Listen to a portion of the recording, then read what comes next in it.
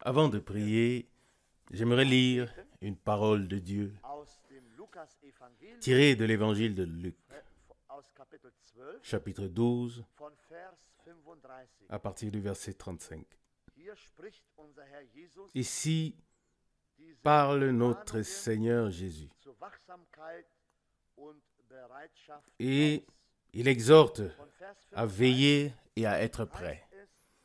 À partir du verset 35, il est dit dans Luc 12, « Que vos reins soient sains et vos lampes allumées, car vous devez être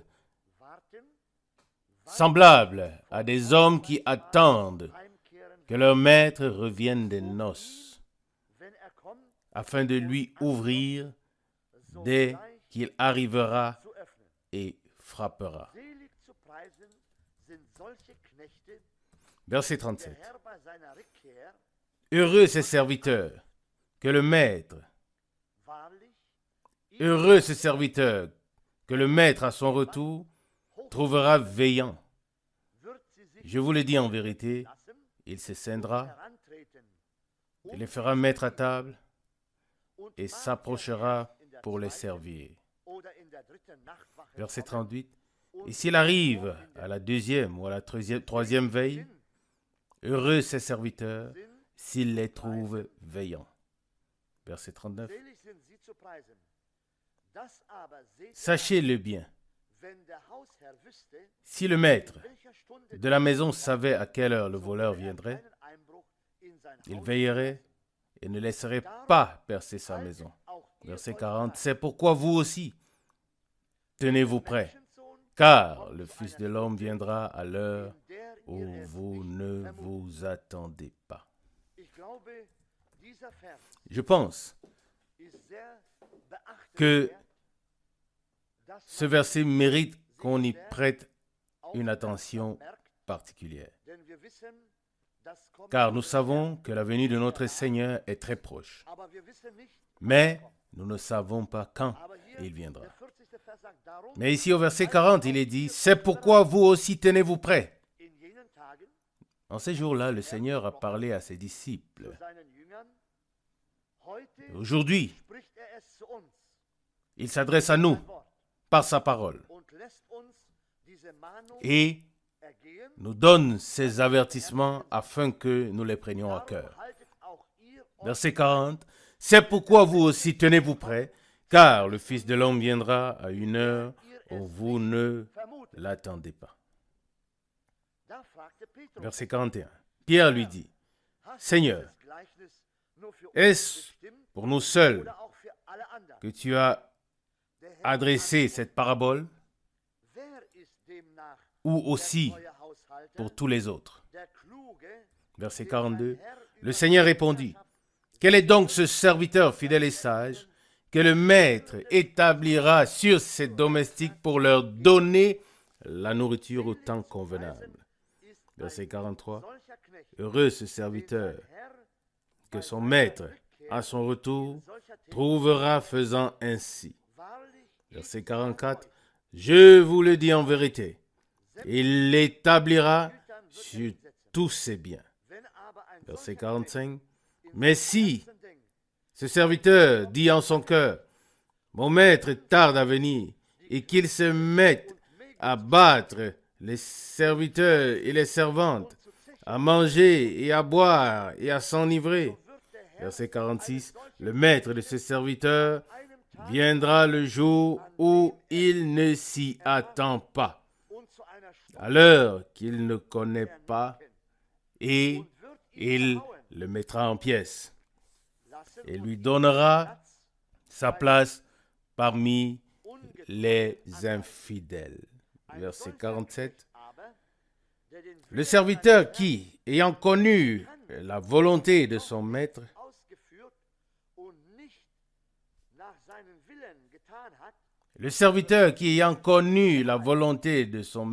n'a rien fait et n'a pas agi selon sa volonté, recevra de nombreux coups. Verset 48. Mais celui qui, sans connaître la volonté de son maître, a fait des choses qui méritent un châtiment, recevra peu de coups. On demandera beaucoup à celui à qui on a beaucoup donné, et on exigera davantage de celui à qui l'on a beaucoup confié. Verset 49. Je suis venu apporter le feu sur la terre, et comme je voudrais qu'il soit déjà allumé. Verset 54. Mais j'ai encore un baptême à recevoir, et combien il me tarde qu'il soit accompli. Verset 51. Pensez-vous que je sois venu apporter la paix sur la terre? Non, je vous le dis, mais plutôt la division. Car, verset 52, désormais, dans une maison, 5 personnes seront divisées, 3 contre 2 et 2 contre 3. Le père sera contre le fils et le fils contre le père. La mère contre la fille et la fille contre la mère. La belle-mère contre la belle-fille et la belle-fille contre la belle-mère. Verset 54. Puis il dit encore à la foule, quand vous voyez un nuage se lever à l'ouest, vous dites aussitôt, il va pleuvoir, et ça arrive ainsi. Et quand vous voyez le vent du sud souffler, vous dites, il va faire chaud, et ça arrive ainsi. Verset 56. Hypocrite, vous savez bien juger l'aspect de la terre et du ciel, mais ne pouvez pas discerner le temps présent. Verset 57. Pourquoi ne discernez-vous pas de vous-même ce qui est juste? Verset 58. Car lorsque tu vas avec ton adversaire devant le magistrat, tâche en chemin d'être en paix avec lui, de peur qu'il ne te traîne devant le juge, et que le juge ne te livre à l'officier de justice, et l'officier de justice ne te mette en prison. Verset 59. Je te le dis, tu ne sortiras pas de là avant d'avoir payé jusqu'à la dernière pipe. Jusqu'ici, cette précieuse et sainte parole de Dieu. Levons-nous et implorons Dieu pour sa bénédiction. Dieu fidèle, nous te remercions du fond du cœur de nous avoir préservés jusqu'à cette heure, de nous avoir guidés et conduits, afin que nous puissions dire, moi aussi, je suis un de ceux qui ont trouvé grâce. Moi aussi, j'ai été saisi par la main du bon berger. Fidèle Seigneur, et bien que nous puissions dire tout cela, Seigneur, nous te prions du fond du cœur. Accorde-nous à tous la grâce de rester vigilants, de demeurer dans la prière, Seigneur, d'être prêts quand tu paraîtras. Car nous ne connaissons ni le jour ni l'heure, bien que nous sachions que ta venue est très proche. Seigneur, sois miséricordieux envers nous. Aide-nous, Seigneur, à demeurer fermes dans ce monde mauvais et cruel dans lequel nous sommes arrivés. Seigneur, nous t'adorons et te prions de demeurer avec nous. Nous te prions aussi, Seigneur, d'ôter de nous tout ce qui ne t'appartient pas. Ôte de ma vie, de nos vies, Seigneur, tout ce qui ne peut subsister devant toi. Et nous te prions encore.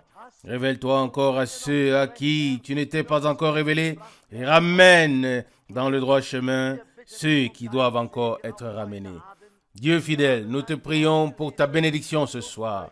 Nous avons lu ta parole et nous voulons, Seigneur, être façonnés de telle sorte que nos reins soient sains et que nos lampes puissent brûler afin que nous ressemblions à des hommes qui attendent leur maître. Dieu fidèle, nous regardons vers toi et nous te prions. Sois miséricordieux envers nous, aide-nous en ces jours. Aide tout ton peuple, Seigneur, dans tous les peuples, dans toutes les langues et dans toutes les nations. Nous te prions également, Seigneur, pour tous ceux qui sont malades, tous ceux qui sont affligés, tous ceux qui souffrent. Seigneur mon Dieu, tu connais chacun d'entre eux. Nous te prions également pour nous-mêmes, Seigneur. Fais-nous miséricorde. Seigneur, veille sur nous et continue à nous parler ce soir. Nous te le demandons, Seigneur, dans ton merveilleux nom. Nous voyons, Seigneur, que ta parole est oui et amen. Elle s'accomplit comme tu l'as dit, comme ta bouche l'a prononcé. Et nous le voyons dans nos jours. Nous voyons que tout s'accomplit, Seigneur. Que la louange et l'honneur, la gloire, l'adoration te soient rendus au nom de Jésus. Amen. Amen. Nous nous asseyons.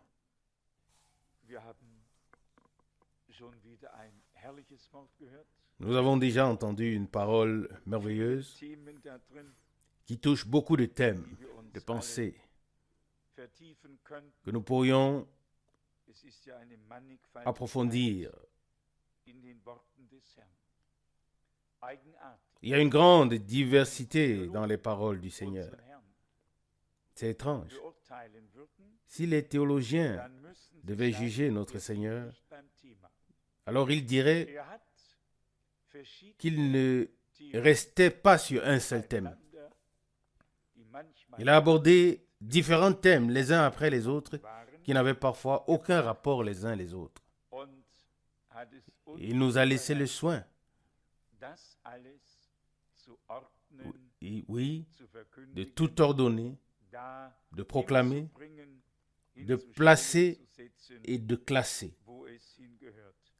à l'endroit où chaque chose a sa place. Et cela est parfois très difficile. Vous avez certainement remarqué, oui, lors de la lecture, comment on pouvait passer d'un thème à l'autre. Mais pourtant, chaque chose a sa place. Tout se trouve dans le chapitre approprié et dans le contexte approprié. Et les sages de ce monde ne comprennent rien. Ils secouent la tête et leurs exposés sont élégants et avec tout ce qui en fait partie. Mais la manière du Seigneur est tout à fait autre. Dans la simplicité, parfois avec des paraboles. Souvent le Seigneur parle un peu plus et pourtant il reste encore suffisamment de choses cachées pour que l'Esprit puisse au fil du temps, que l'Esprit puisse révéler les choses de Dieu au peuple de Dieu, les éclairer et les rendre précieuses ou grandes. Si tout était déjà écrit dans les détails, alors il ne serait plus nécessaire de prêcher. Tout le monde saurait déjà tout depuis toujours.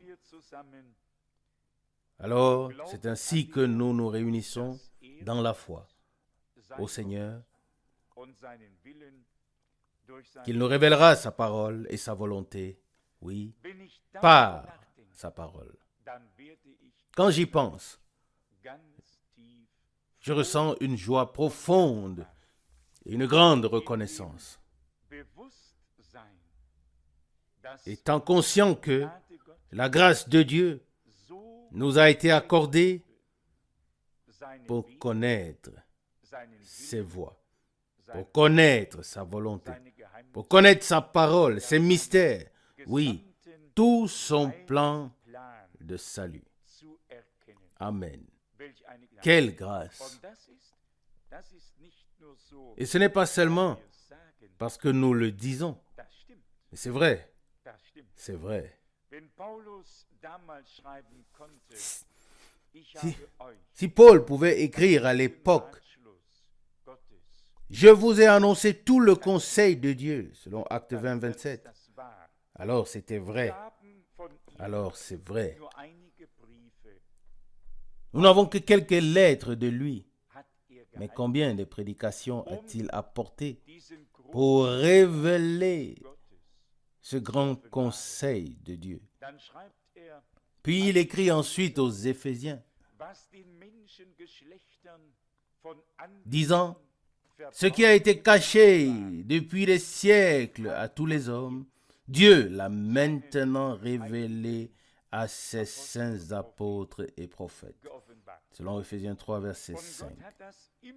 Et Dieu a toujours agi ainsi, afin que la chose ne nous lasse pas, ne nous laisse pas indifférents, ne devienne pas familiers, de sorte que l'intérêt disparaisse.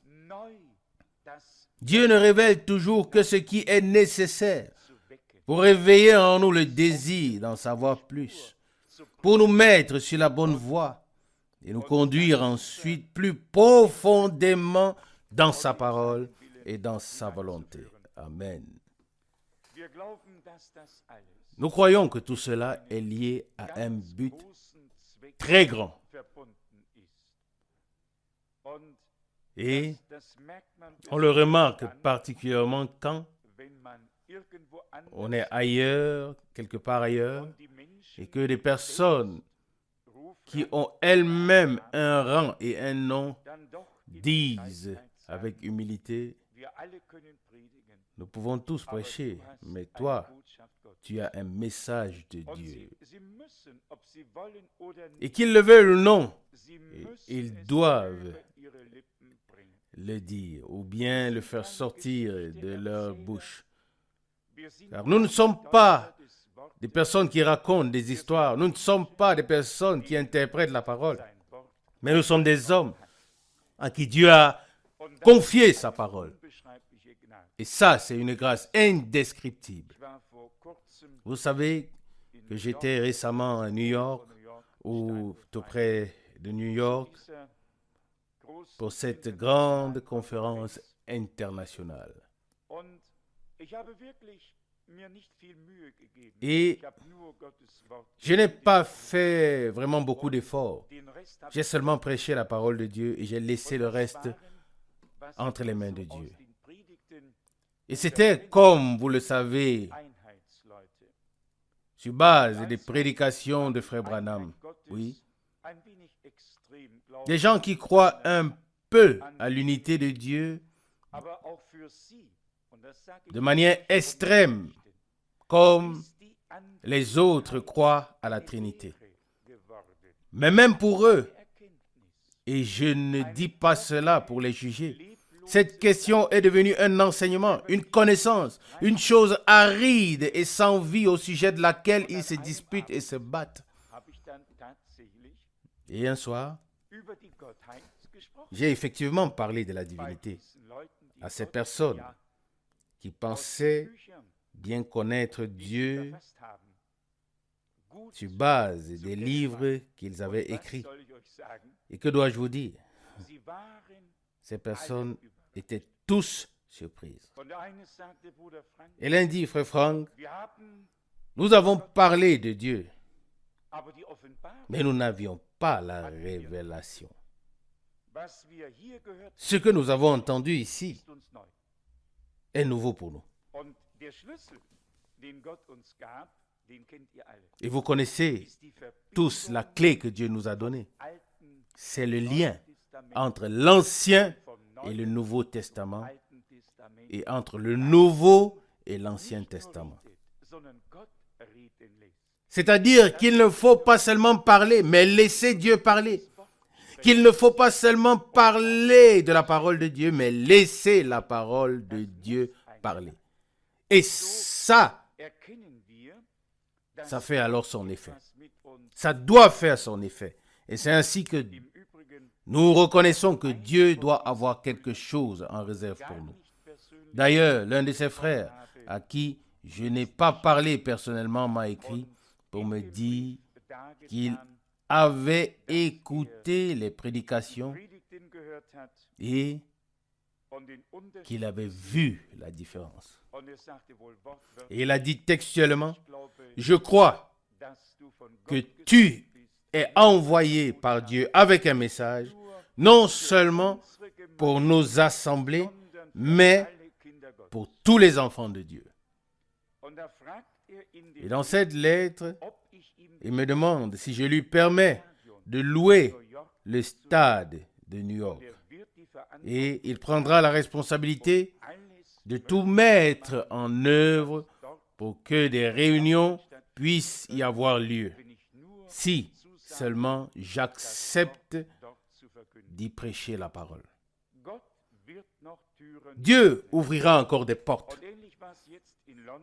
Et ce fut similaire à Londres le week-end dernier. Un vieil ami qui est un peu partout. Mais quand vient le moment décisif, il dit, je sais que Dieu t'a appelé et que tu prêches la parole de Dieu avec sincérité. Voudrais-tu venir? Et moi je dis, oui, je viendrai, mais à une seule condition, c'est que dans les réunions, on ne demandera pas d'argent. Vous savez comment font les Américains et les Anglais? Ils disent, qui donne 100 marks, qui donne 500, qui donne 1000, et ça continue ainsi. Et c'est ma condition. Je n'y participerai jamais. Je quitterai la chair si cela commence. Et il a dit, je te le promets. Alors, j'ai dit, très bien. Alors un jour, si Dieu le veut, nous l'aurons aussi, oui, la salle municipale de Londres et proclamerons la parole du Seigneur. Ce n'est pas par nos propres moyens ou par notre propre initiative, mais nous avons un message et nous n'en avons pas honte. Nous avons une parole de Dieu précieuse, profonde, glorieuse et merveilleuse. Une parole qui a été révélée toute fraîchement du trône dans toute sa signification. Le fait que nous ayons été retenus jusqu'à présent par des circonstances terrestres mises en place par l'ennemi ne peuvent avoir qu'une seule signification. C'est que la situation générale du peuple de Dieu n'est pas encore suffisamment avancée pour qu'un ministère puisse être établi et accepté. Tout doit toujours être en harmonie. Et c'est ce que nous avons compris à travers les prédications de Frère Branham. Le temps, le message, celui qui doit l'apporter. Vous connaissez les prédications de Frère Branham. Tout doit être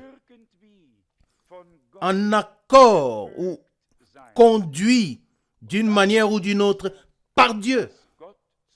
Et alors, on peut dire tranquillement ou calmement que ce que Dieu a conduit, a arrangé est toujours bon.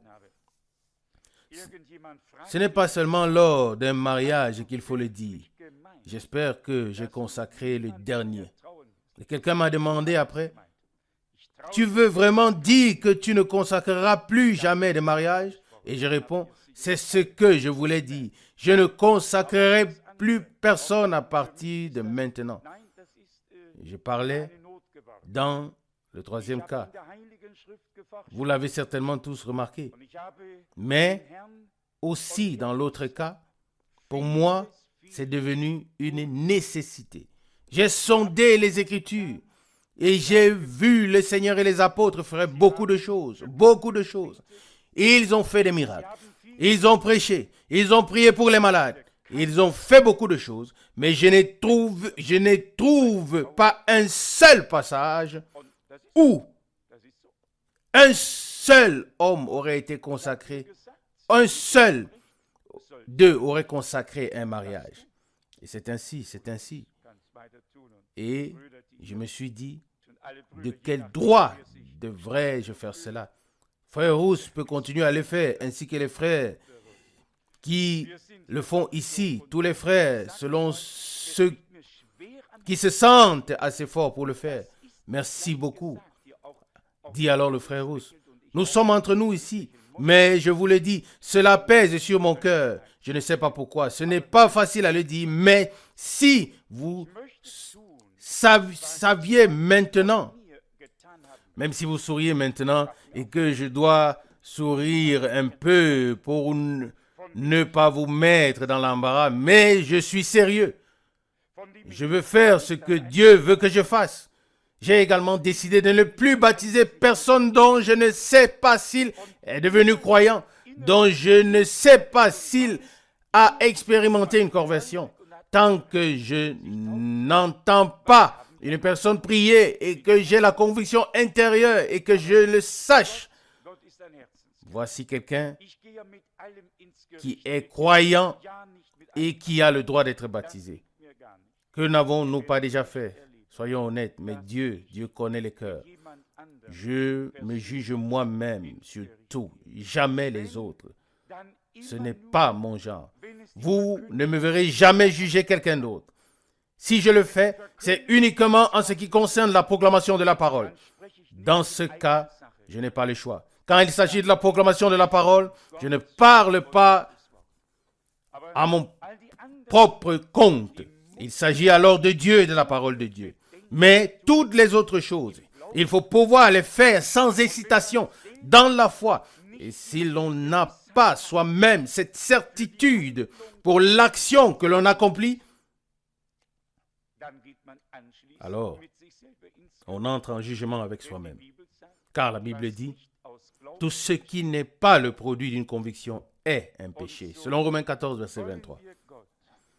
Alors, nous voulons demander instamment à Dieu de nous prendre véritablement sous la discipline, l'éducation et la direction de son esprit, afin que sa volonté puisse vraiment s'accomplir en tout. En tout. Nous voulons devenir une assemblée biblique. Et pour cela, Dieu utilisera sa parole. Il nous parlera à tous et agira en nous tous jusqu'à ce que ce soit fait. Maintenant, je dois le répéter. Frère Rousse a un don particulier de lire les Écritures et ensuite de dire, maintenant, frère Franck va nous parler.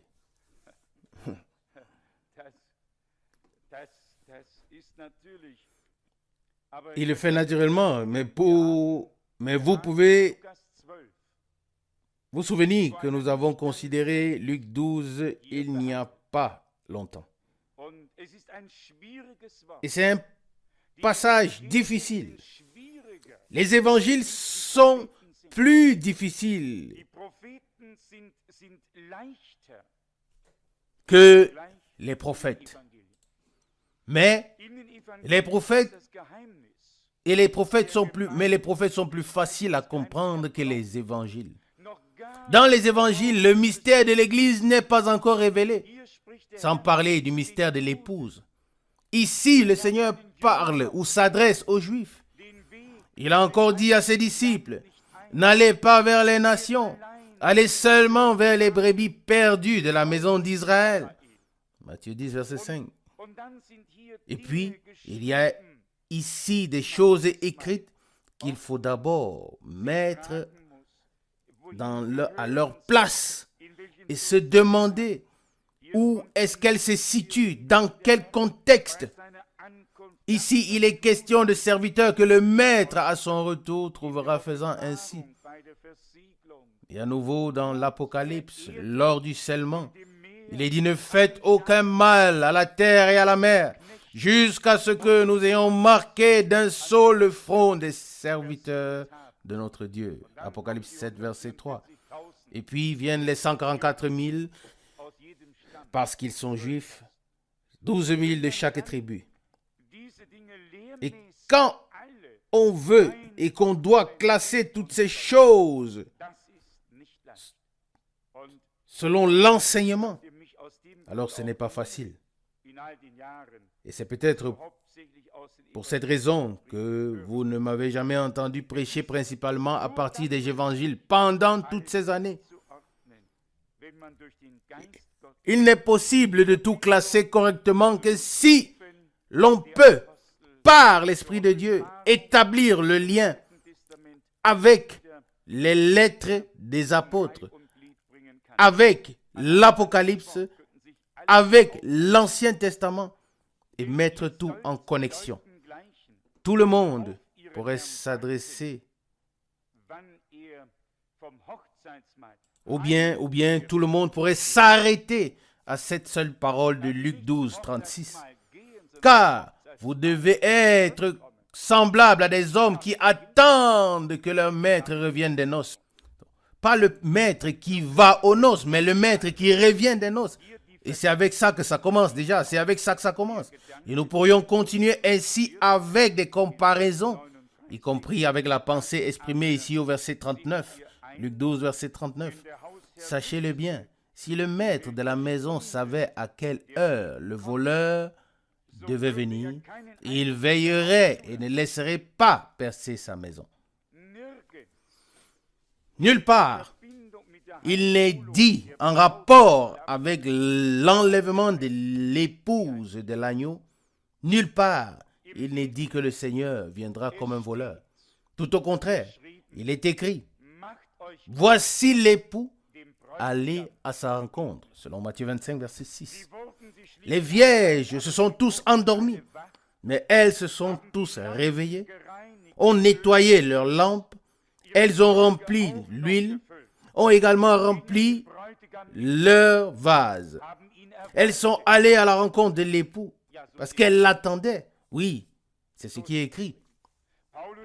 Et Paul écrit, 1 Thessaloniciens 5, verset 4, « Mais vous, frères, bien-aimés, ne vivez pas dans les ténèbres, afin que le jour du Seigneur ne vous surprenne comme un voleur. » Mais il y aura une surprise.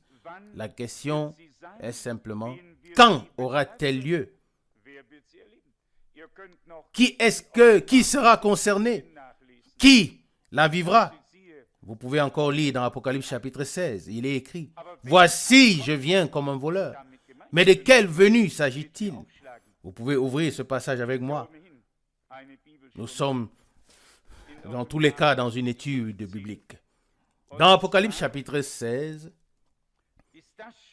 et cela se passe bien après, bien longtemps après l'enlèvement, lors de l'effusion de la 6e coupe de la colère. Et là, au verset 14, nous sommes dans Apocalypse 16, verset 14, nous lisons qu'il y a 3 esprits impurs semblables à des grenouilles.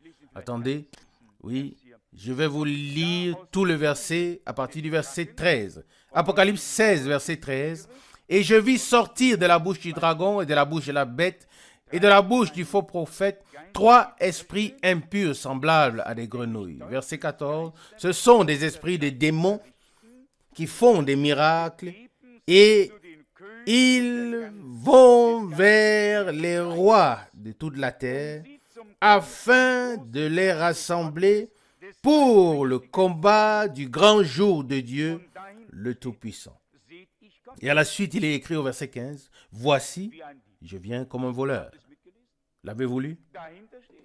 Il est écrit au verset 15, « Voici, je viens comme un voleur. » Oui, quand? Ici, les rois sont déjà rassemblés. Et cela pour le grand jour de Dieu, le Tout-Puissant. Et nous pouvons continuer à lire au verset 16. Apocalypse, au chapitre 16, verset 16. « Et ils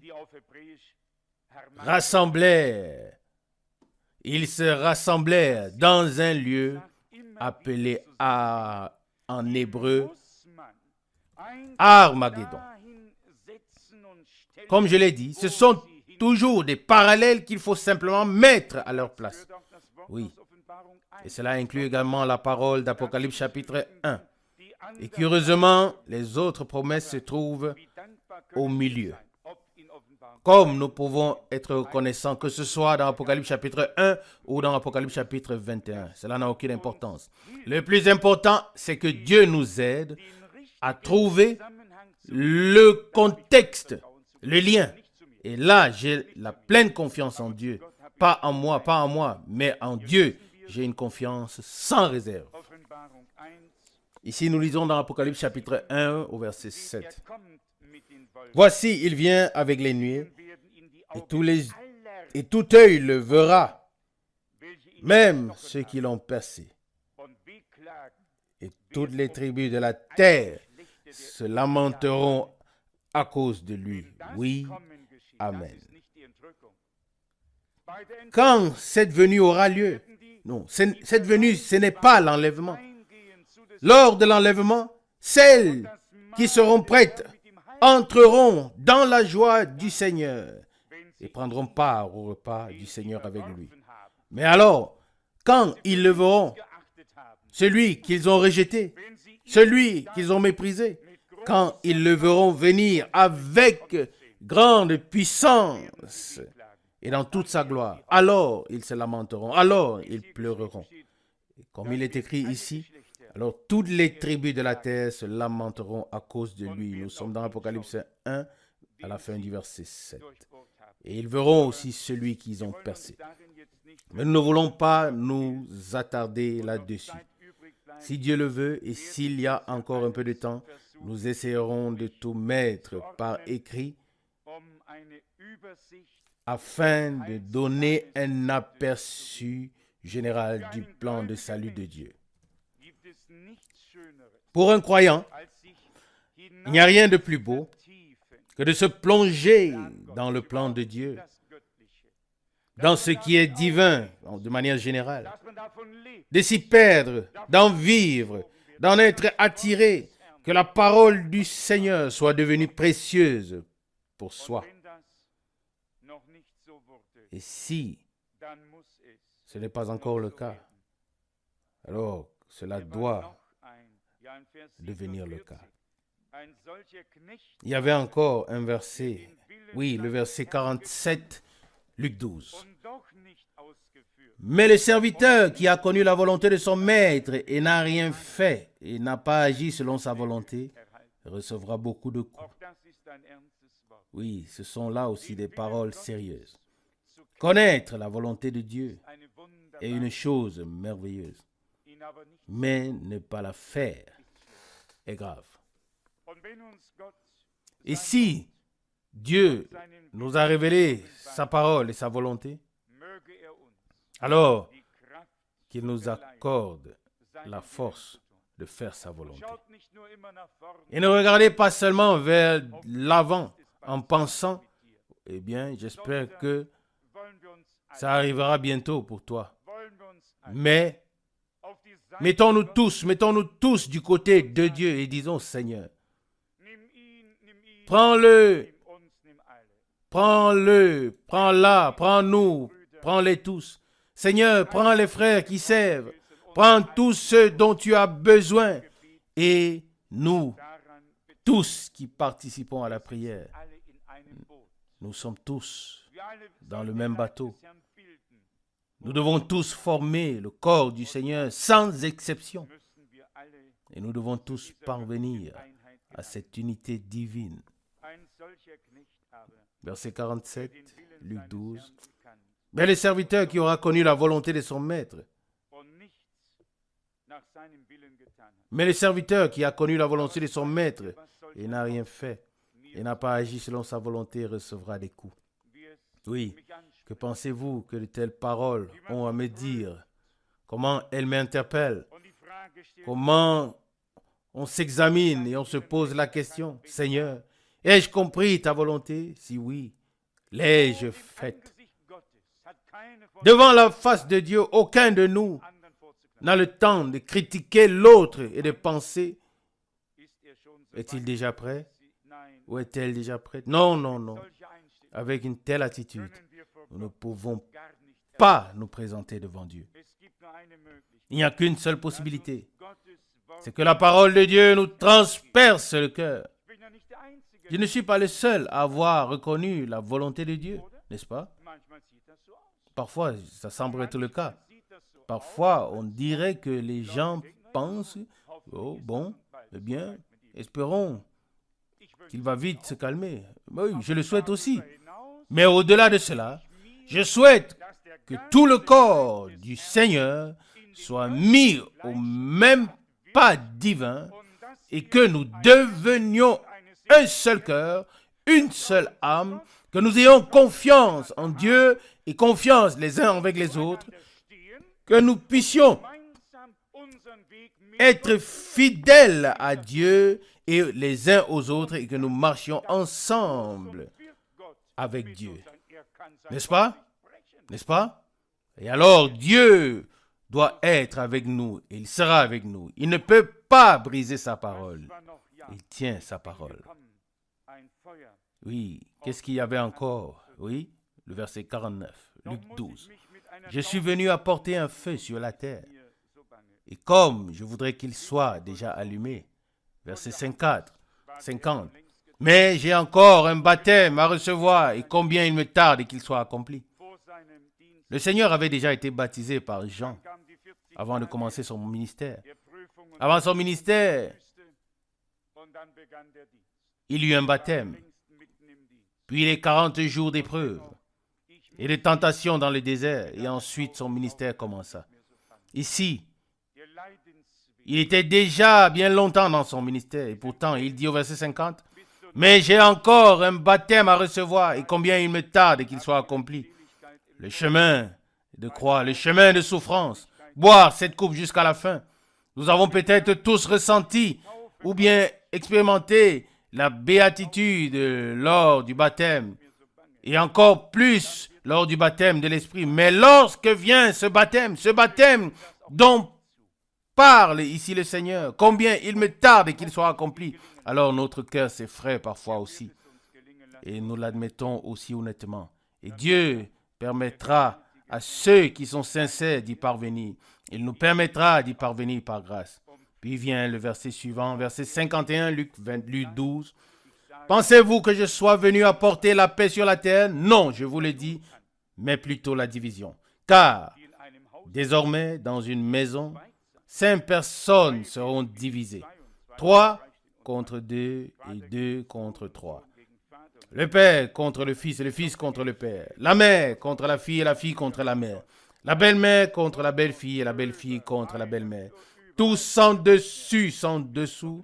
Tout le monde partout et personne ne sait plus où donner de la tête.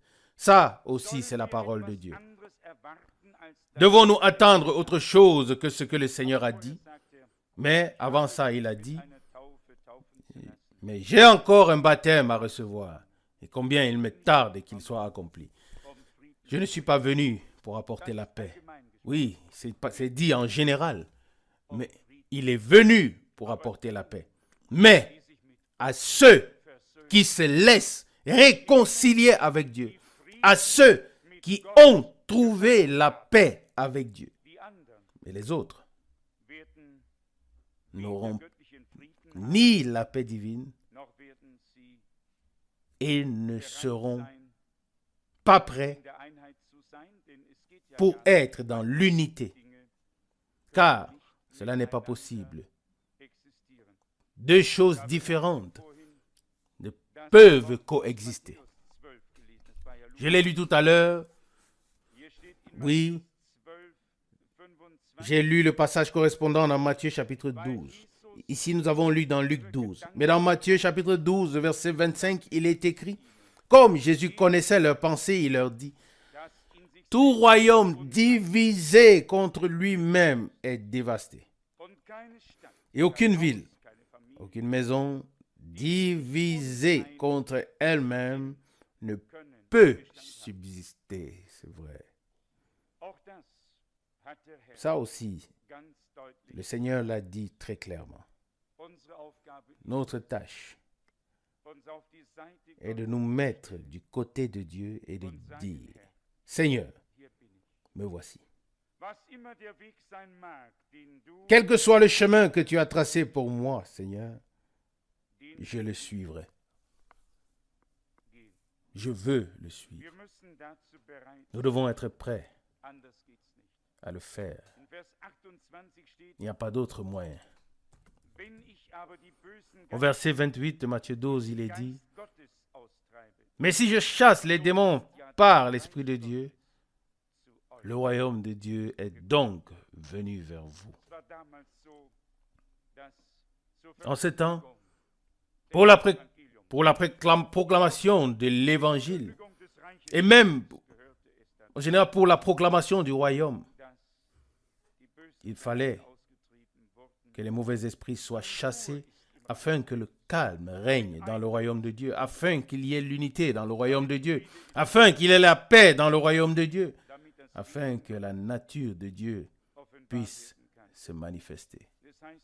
Il est dit ici au verset 29, Matthieu 12, ou comment quelqu'un peut-il entrer dans la maison d'un homme fort et piller ses biens sans avoir auparavant lié cet homme fort?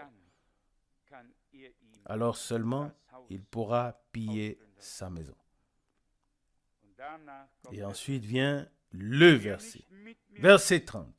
Celui qui n'est pas avec moi est contre moi, et celui qui n'assemble pas avec moi disperse. Amen. C'est encore ainsi aujourd'hui. C'est encore ainsi aujourd'hui.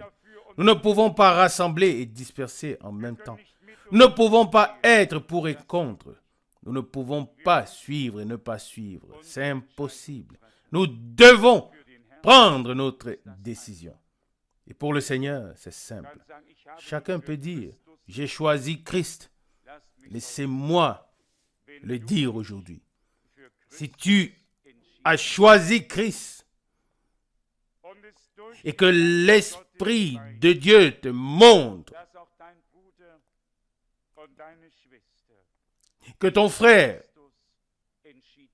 ou que tu saches par l'Esprit de Dieu que ton frère et ta sœur ont également choisi le Christ, alors ta décision pour le Christ est en même temps un oui et une décision pour ton frère et pour ta sœur. Tu ne peux pas simplement dire je suis pour Christ, mais je suis contre mon frère. Une telle personne doit se faire examiner. Une telle personne doit au moins passer dans la radiologie, au minimum, de manière imagée. Ce n'est pas possible. Nous nous trompons nous-mêmes. Nous nous faisons des illusions.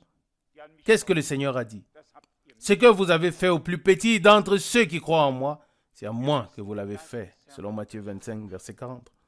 Nous devons discerner le corps du Seigneur. Christ est la tête et nous sommes les membres. Et tout comme nous acceptons la tête, nous acceptons et savons que la tête n'est pas complète sans les membres. La tête et le corps vont de pair pour former cette unité divine, afin que le Seigneur puisse arriver à ce qui lui revient de droit. Le mot amour doit prendre un sens nouveau pour nous, mais dans toute sa signification divine. Qui aujourd'hui ne parle pas d'amour, d'amour prochain? Très récemment, lors d'un petit déjeuner à Londres, un homme d'affaires très respecté m'a dit, « Monsieur Franck, nous soutenons environ 30 œuvres caritatives. Que ce soit $5 ici, 2 là-bas, 10 $ ailleurs. Nous avons environ 30 œuvres caritatives que nous soutenons. » Oui, j'ai répondu, « Cher monsieur, c'est certainement un élan intérieur qui vous pousse à le faire. Mais, j'ai demandé, qu'en est-il du salut de votre âme, de ce que Dieu vous a offert? » Et nous avons eu une bonne conversation. Il y a des gens qui veulent exprimer quelque chose, mais cela ne sert à rien. Il faut premièrement qu'en nous soit implémenté ce qui produit la vie divine, les sentiments et la nature de Jésus. De Dieu seul peut venir ce qui est divin. C'est ce que nous avons dit et c'est ce que nous dirons jusqu'à la fin.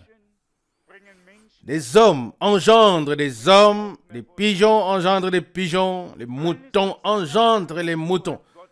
Chacun selon son espèce, c'est ainsi que l'a ordonné et dit le Seigneur Dieu dans le premier livre de Genèse. Genèse 1, verset 11. Chaque semence se reproduira selon son espèce. Les hommes parlent d'évolution, de ceci et cela. Dieu est un créateur originel. Il a fait tout ce qu'il a fait est originel. Tout croisement est de toute façon voué à l'échec. Mais ce que je voulais dire, c'est ceci. Tout comme notre Seigneur s'est manifesté en tant que Fils de Dieu sous forme humaine, parce que la parole s'est faite chair, nous aussi, nous devons nous manifester ici sur terre en tant que fils et filles de Dieu. La parole de Dieu doit devenir une réalité divine au travers de nous. Et lorsque nous nous disons « je t'aime », cela doit venir du cœur. Cela doit être sincère. Sinon, nous risquons de voir s'accomplir ce que Jean a écrit. Jean 1 Jean chapitre 4, verset 20. Comment peux-tu aimer Dieu que tu ne vois pas si tu n'aimes pas ton frère que tu vois? Oui, le jour du Seigneur, les paroles ne suffiront plus. Il faudra qu'elles soient suivies d'une action divine. Que le Seigneur le manifeste en moi, en toi et en nous tous. Que nous n'ayons plus qu'un seul désir, c'est de dire, Dieu Tout-Puissant, viens à ce qui te revient de droit. Tu nous as révélé ta parole et ta volonté. Donne-nous maintenant la puissance et la grâce de faire ta volonté selon ta parole. Et alors, il sera glorifié et honoré. Souvenez-vous de moi. Je voudrais encore demander vos prières pour mon voyage en Afrique et je vous souhaite de tout cœur la bénédiction de Dieu. Souvenez-vous de moi et je me souviendrai de vous. Qu'il plaise au Seigneur de créer une église, une assemblée biblique qui porte son nom, qui proclame sa parole comme il se doit, afin qu'il soit glorifié et honoré et qu'il vienne à ce qui lui revient de droit. À lui soit la gloire pour l'éternité. Amen. Levons-nous pour la prière. Père Céleste, je te remercie de tout cœur pour le privilège indescriptible d'être rassemblés en ta présence, en ton nom, sous la proclamation de ta parole, sous la protection de ton sang, sous la conduite de ton esprit, en tant que ton peuple. Alléluia. Mon Dieu, si cela ne tenait qu'à nous, nous ne serions pas dignes de prendre la Bible entre nos mains. Nous ne serions pas dignes de prononcer ta parole. Mais nous avons fait l'expérience de ta grâce. Nous avons expérimenté le pardon. Nous pouvons nous approcher de toi parce que ton sang a été versé. Sois remercié pour cela. Bien-aimé Seigneur, je te recommande aux frères Rousse et les frères qui servent. Je les recommande à ta grâce, ô Seigneur, comme Paul l'a dit autrefois. Sois avec eux, Seigneur, afin que nous puissions les soutenir par la prière. Seigneur bien-aimé, crée une connexion si profonde et fais-nous reconnaître qui est à l'origine de toute perturbation dans le service de Dieu, perturbation de l'union avec toi. Ô bien-aimé Seigneur, accorde-nous ta grâce et sois avec nous, comme ta parole et ton plan sont glorieux. Ô Dieu, comme c'est clair. Oh Dieu, tu nous as vraiment accordé la lumière au temps du soir. Et tu nous la conserveras jusqu'à ce que nous passions de la foi à la vue. C'est à toi seul, Dieu Tout-Puissant, que nous consacrons particulièrement ce lieu. Seigneur, c'est comme si la crucifixion avait eu lieu ici, comme si tout s'était passé ici, comme autrefois à Jérusalem. Et c'est comme si tous les regards étaient tournés vers cet endroit, dans l'attente de ce qui va se passer. Oh mon Dieu, aucun de nous n'est capable de faire quoi que ce soit, mais c'est toi. C'est à toi qu'a été donnée toute puissance dans le ciel et sur la terre. Et tout doit fléchir et se soumettre à toi. Tu dis une parole et la chose arrive. Cette parole, oui, c'est cette parole que nous attendons au Seigneur. Et quand elle sera, et quand elle est prononcée, nous avançons aussi. Bénis l'assemblée, aide tous ceux qui sont dans l'épreuve au Seigneur. Tu sais qu'aucune maison, aucune famille n'est épargnée aujourd'hui. Ô Seigneur bien-aimé, sois avec nous tous par ta grâce. Nous louons encore une fois la puissance de ton sang, de ta parole et de ton esprit. Et nous te prions de nous perfectionner et de nous mettre en accord avec toi selon ta parole. Amen.